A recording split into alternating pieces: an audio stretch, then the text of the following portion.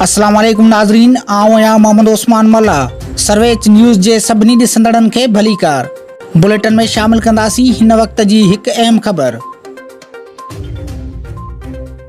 60 में लकड़ोई माइनर जे water course 3L जे खातेदारनि जो 5 ॾींहनि खां गैर कानूनी ज़बरदस्ती वाटर खे बंद करण ख़िलाफ़ आबादगारनि इकबाल हुसैन मरी, मोहम्मद इस्माइल डायरी, हाजी सचल चांडियो, मुमताज़ हुसैन मरी, अली दोस्त बिरोही, नज़ीर अहमद डायरी, इरशाद डहरी ऐं ॿियनि जे अॻवानी में एहतिजाजी मुज़ाहिरो कंदे चयो त अमानुल्लाह लिगारी, नेमतुल्लाह लिगारी ऐं अब्दुल रहमान लिगारी देह 15 नुसरत जे वाटर कोर्स 3L जो पानी चक नंबर 11 सहेलो जे D क्लास नई खणत ज़मीन लाइ इरिगेशन ऐं पुलिस जे मदद सां ज़बरदस्ती पानी हलाए रहिया आहिनि।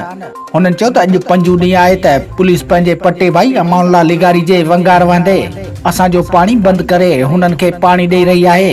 असांजा फसल सुकी तबाह थी विया आहिनि। असां वटि चौपाई माल खे पानी पियारण लाइ बि पानी न आहे। हुननि चयो त असां आला हुकाम खां पुरज़ोर मुतालबो करियूं था त असांजे पानी तां धाड़ो ख़त्म कराए असां खातेदारनि मां बेचैनी ख़त्म कराई वञे, जिन त ॿी सूरत में असां एहतिजाज जो दाइरो वधाईंदासीं।